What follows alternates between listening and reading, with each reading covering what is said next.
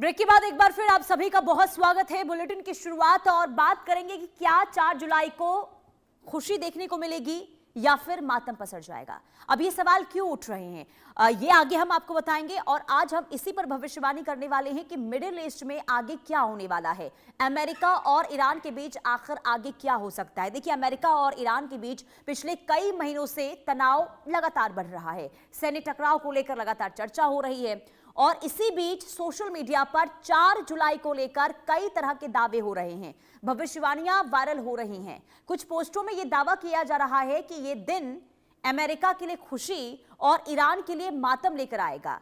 यहां तक कि कुछ वायरल संदेशों में यह भी कहा जा रहा है कि 4 जुलाई को ईरान के सर्वोच्च नेता अयातुल्ला अली खामनई का जनाजा निकलेगा। हालांकि इस दावे की आधिकारिक पुष्टि नहीं है। दूसरी ओर 4 जुलाई अमेरिका का स्वतंत्रता दिवस है और इस वर्ष अमेरिका अपनी आजादी की 250वीं वर्षगांठ का जश्न मनाएगा। अब अमेरिका और ईरान के बीच संबंध आगे किस दिशा में जाएंगे, ये दोनों देशों के राजनीतिक और कूटनीतिक फैसलों पर निर्भर करेगा। अगर तनाव बढ़ता है तो क्षेत्रीय सुरक्षा पर इसका असर पड़ सकता है, क्योंकि शांति वार्ता के लिए दोनों देश बातचीत और कूटनीतिक प्रयास कर रहे हैं। लेकिन हिजबुल्ला और इजराइल का टकराव और हॉर्मुज को लेकर बात बनना इतना आसान नहीं है। ऐसे में बड़ा सवाल यही है कि आखिर शांति का समाधान क्या है। इसी मुद्दे पर हम देश के बड़े ज्योतिषियों से चर्चा करेंगे, जानेंगे, समझेंगे कि आखिर आगे अमेरिका ईरान के बीच क्या होने वाला है। और 4 जुलाई को जो भविष्यवाणियां की जा रही है और जो चर्चाएं हो रही है कि देखिए बहुत कुछ बिगड़ सकता है और हो सकता है कि बहुत कुछ सुधर भी जाए, तो आखिर क्या इसमें ग्रह योग क्या बता रहे हैं, इसे लेकर आगे भविष्यवाणी होगी। लेकिन उससे पहले क्यों नहीं होगी शांति वार्ता सफल, इसे लेकर पहले आपको जानकारी दे देते हैं। देखिए, ईरान और अमेरिका के बीच अविश्वास सबसे बड़ी बाधा इस वक्त देखने को मिल रही है और यही वजह है कि बातचीत के बीच टकराव देखने को मिलता है। परमाणु कार्यक्रम पर दोनों देशों के रुख में बड़ा मतभेद अभी भी बना हुआ है। इजराइल ईरान तनाव से बातचीत पर लगातार असर जो है वो देखने को मिल रहा है, क्योंकि इजराइल रुक नहीं रहा है, लगातार हमले लेबनान पर कर रहा है। हिजबुल्लाह, हमास जैसे क्षेत्रीय समूहों को लेकर भी अब जो है स्थिति खराब होती हुई नजर आ रही है। हॉर्मुज स्ट्रेट की सुरक्षा पर टकराव दोनों देशों के बीच लगातार बढ़ता हुआ इस वक्त दिखाई दे रहा है, क्योंकि हमले वहां पर भी शुरू हो गए हैं। अमेरिकी प्रतिबंध और ईरान की जवाबी नीति से गतिरोध बहुत ज्यादा दिखाई दे रहा है। दोनों देशों की घरेलू राजनीति में भी समझौते को लेकर इस वक्त कठिनाइयां जो है वो देखने को मिल रही हैं। सैन्य हमलों और जवाबी कार्रवाई से तनाव बार बार इस वक्त देखने को मिल रहा है, क्योंकि देखिए एमओयू पर हस्ताक्षर तो हो गए हैं लेकिन हमले रुके नहीं हैं। क्षेत्रीय सहयोगियों के हित में भी शांति प्रयासों को लेकर यह स्थिति खराब हो रही है। भरोसे की बहाली और कूटनीतिक सहमति सबसे बड़ी चुनौती यहां पर देखने को मिल रही है, यानी कि भरोसा, जिस वजह से लगातार ये तनाव देखने को मिल रहा है। और यही वजह मानी जा रही है कि जो ये वार्ता है वो विफल हो सकती है। हमारे साथ ज्योतिषी शिवांगी निर्भय जी जुड़ चुकी हैं। बहुत स्वागत है शिवांगी जी आपका इंडिया न्यूज पर। देखिए, अब एक अलग स्थिति इस वक्त मिडिल ईस्ट में दिखाई दे रही है जब से एमओयू पर हस्ताक्षर हुए हैं। 17 जून को एमओयू पर हस्ताक्षर हुए थे और इसके बाद ऐसा लग रहा था कि 60 दिनों तक स्थिति जो है वो सामान्य हो जाएगी, बातचीत को लेकर दोनों देश आगे बढ़ेंगे। लेकिन फिर हमले हो गए। फिर ये कहा गया कि हमले रोकने पर ईरान और अमेरिका का एक बार फिर से जो है सहमति दोनों के बीच में बन गई है। लेकिन अब एक बार फिर से हालातों में बदलाव देखने को मिल रहा है। क्या समझ पा रही हैं आप? भविष्यवाणी से लेकर आपकी क्या बता रही है? खास करके 4 जुलाई को लेकर अलग अलग तरीके से नैरेटिव इस वक्त सोशल मीडिया पर सामने आ रहे हैं, इसे लेकर अभी भविष्यवाणी आपकी क्या है शिवांगी जी? पुनीता जी, इंडिया न्यूज के इस मंच को सभी दर्शकों को आपको राधे राधे प्रणाम, जय हिंद, जय भारत।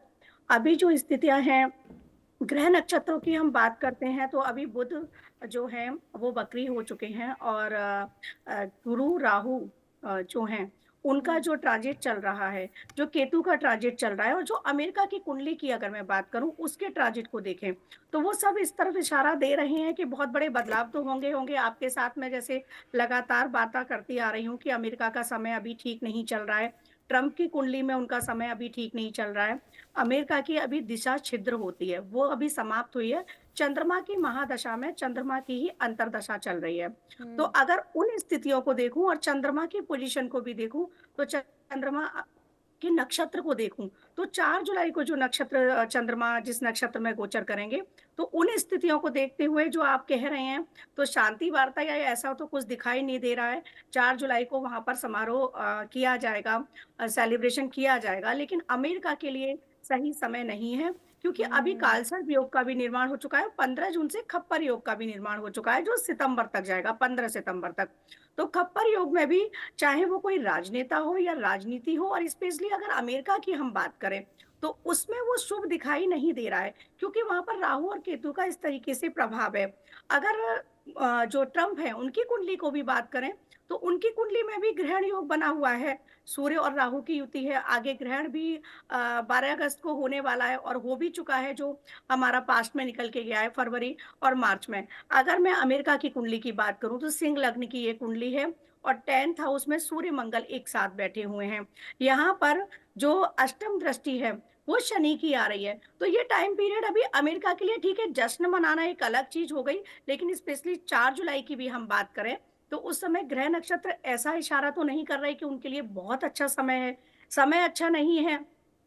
खुशी की बात करूं, खुशी मनाना एक अलग चीज हो गई, लेकिन कब वो दुख में परिवर्तित हो जाती है ये भी नहीं कहा जा सकता, क्योंकि ग्रह नक्षत्र ये कह रहे हैं कि अमेरिका पर ईरान की तरफ से, ईरान जैसे अभी दिख रहा है समझौते पे वार्तालाप चल रही है, तो कोई हमले फिर से हो सकते हैं, इस तरह की स्थितियां दिख रही हैं। क्योंकि ईरान के चार्ट को भी जब हम देख रहे हैं और उनके ग्रह नक्षत्रों को भी देख रहे हैं, तो ऐसा कुछ ना कुछ ईरान जरूर करेगा, क्योंकि गुरु और शुक्र की जो युति हुई है, तो खाड़ी देश की तरफ से पश्चिमी देशों पर कोई ना कोई ऐसा प्रहार किया जाएगा। अब अमेरिका सॉरी, अमेरिका में अगर मैं बात करूं, तो अमेरिका के चार्ट में एक चीज और है, 12th का लॉर्ड होकर चंद्रमा 5th हाउस में बैठा है। तो अब वहां पर अगर इन चीजों को देखूं, चंद्रमा की ही चल रही है महादशा। 7th हाउस को हम देखें तो वहां से राहु गोचर कर रहे हैं। तो युद्ध रुकता हुआ थमता हुआ तो बिल्कुल भी नजर नहीं आ रहा है। और जश्न, जिस जश्न की मैं बात कर रही हूँ, तो ऐसा मुझे लग रहा है, मेरी गणनाओं के आधार पर, हो सकता है उस जश्न में भी कोई भगदड़ हो गई, कोई अटैक हो गया, कोई चीज ऐसी हो गई जो बिल्कुल भी नॉर्मल नहीं कही जा सकती है, या ट्रम्प जी के लिए ही कोई खतरा हो गया, अचानक से उनकी तबीयत खराब हुई, कुछ इस तरह के योग दिख रहे हैं। संकट के बादल गहराते हुए दिख रहे हैं, क्योंकि अमेरिका की योगनी दशाओं में भी दशा अच्छी नहीं आ रही है। एक विंशोत्तरी दशा होती है, एक योगनी होती है। तो योगनी दशा भी जब हम अमेरिका की निकाल रहे हैं, तो वो ठीक नहीं आ रही है। 4 जुलाई के हिसाब से प्रश्न कुंडली जो मैंने निकाली है, तो उस प्रश्न कुंडली के हिसाब से भी अमेरिका के लिए बहुत फेवरेबल समय नहीं लग रहा है।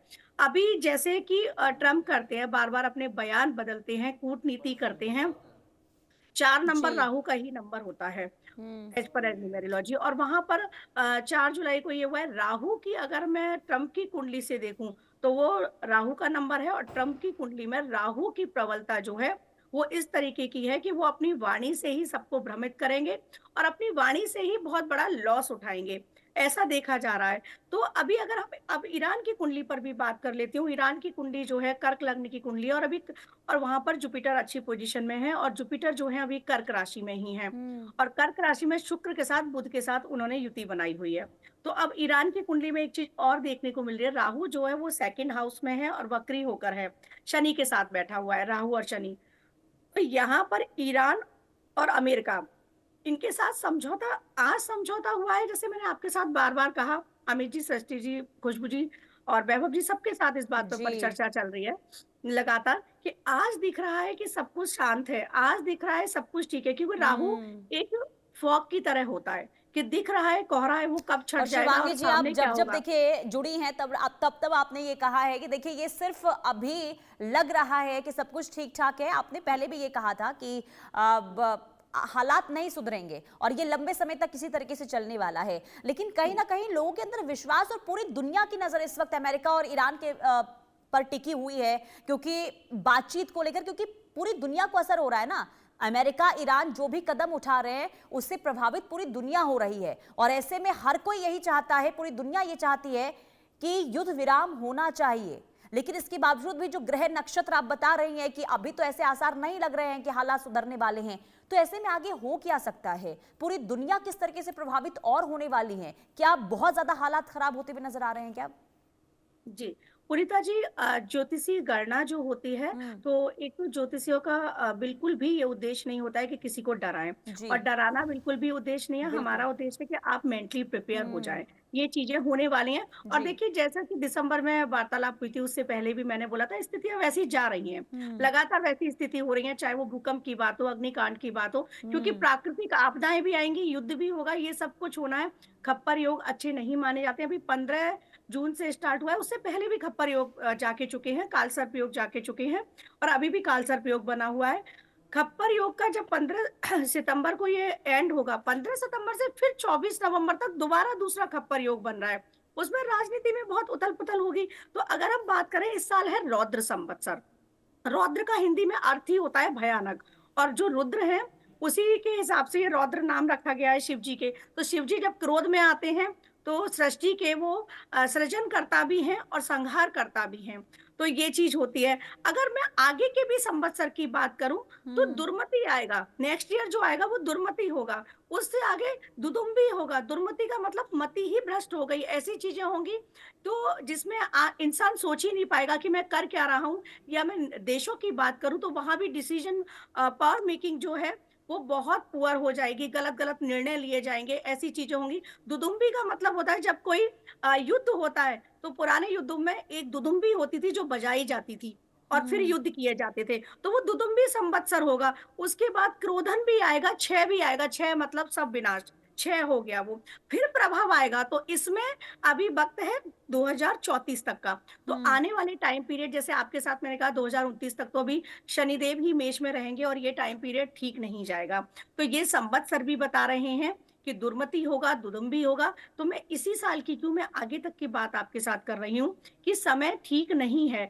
आज ठीक है, कल फिर से चीजें बिगड़ेंगी, परसों फिर ठीक होंगी, फिर बिगड़ेंगी। तो ये स्थितियां तो ऑन ऑफ की तरफ जाएंगी। और मिडिल ईस्ट पर अभी बहुत ज्यादा संकट गहराए हुए हैं, क्योंकि वहां की जो चीजें देखने को मिल रही हैं, ग्रह नक्षत्र, वो बिल्कुल ठीक नहीं है। अब हम अमेरिका पे आ जाती हूँ, बैक टू द पॉइंट। जी। अमेरिका का समय ठीक नहीं चल रहा है, क्योंकि अमेरिका हम्म। की जो शपथ ग्रहण हुआ था, आपके साथ भी ये चीज मैंने साझा करी थी, जी। वो मुद्गर योग में हुआ था। तो मुद्गर योग में जब शपथ ली जाती है, तो वो कार्यकाल ज्यादा दिन तक नहीं जाता है, और वो समय जो होता है, समय अवधि जो होती है, वो देश के लिए भी अच्छी नहीं होती है। हम्म। तो ये वहां के लिए समय अवधि अच्छी नहीं है। ट्रंप जी के लिए समय अवधि अच्छी नहीं है। उनके चार्ट को लेकर बात करें या अमेरिका के चार्ट को लेकर बात करें, अमेरिका सैन्य शक्ति में नंबर 1 पर है, भारत चौथे नंबर पर है। हम्म। लेकिन यहाँ आपका सवाल नहीं था, फिर भी मैं बताती आ रही हूँ जी। आपके मन से, और आज भी बताना चाहूंगी। भारत चौथे नंबर से नंबर 1 पर आएगा, और उसमें अभी समय है, 3-4 साल अच्छा। का समय है। लेकिन हम्म। वो महाशक्ति बनेगा क्यों? कर्मों के आधार पर। अमेरिका के अभी कर्म ठीक नहीं है, और प्रकृति कर्मों के आधार पर ही दंड देती है, और कर्मों के आधार पर ही रिवॉर्ड देती है। तो हम्म। कहीं ना कहीं अमेरिका के अभी जो कर्म चल रहे हैं, वो ठीक नहीं है। ईरान में कई सारी महिलाएं भी ऐसी मारी गई थी जो निर्दोष थी। युद्ध हम्म। होता है, पूरी देश दुनिया पे प्रभाव पड़ता है। अब देखिए, युद्ध हुआ, पेट्रोल डीजल के दाम दाम बढ़े, खनिज पदार्थों में दाम बढ़ना, या महंगाई का आना, तो आम जनमानस तो उससे प्रभावित हो ही रहा है ना। और आम जनमानस का उसमें कोई दोष नहीं है। ये दो देशों के बीच युद्ध था, और जब युद्ध होता है, पूरी दुनिया प्रभावित होती है। तो हम तो यही चाहेंगे कि बिल्कुल युद्ध ना हो, और सारी स्थितियां कंट्रोल में आ जाएं। अच्छा, लेकिन एक चीज इतिहास। और भी जरा ये जी। बस समझाइएगा, क्योंकि देखिए अभी तो गतिरोध बनाई ही है, बार बार देखिए जो हमले हो रहे हैं, फिर हमले रोकने की बात हो जाती है, लेकिन पाकिस्तान और कतर अब मध्यस्थ कराने की कोशिश कर रहा है, और कतर में भी अगली बातचीत होगी। और ये कहा जा रहा है कि कतर देखिए अब कोशिश ये कर रहा है कि दोनों देशों के बीच जो है वो समन्वय बन जाए। क्या कतर दोनों देशों के बीच समझौता करवा पाने में सफल हो पाएगा क्या? नहीं, कतर का हाँ। ये रोल नहीं। जैसे पाकिस्तान का भी हुआ ना, कि वो गया था, और देखिए उसे मुंह की भी खानी पड़ी। उसको सम्मान नहीं दिया गया, हाथ तक नहीं मिलाया गया। हम्म। तो पाकिस्तान की कुंडली हो या कतर की कुंडली हो, हम्म। ये इस तरफ सॉरी, इस तरफ जी। बिल्कुल भी इशारा नहीं कर रही है कि ऐसा कुछ होगा। क्योंकि पाकिस्तान के ग्रह नक्षत्र तो शुरू से ही कमजोर हैं।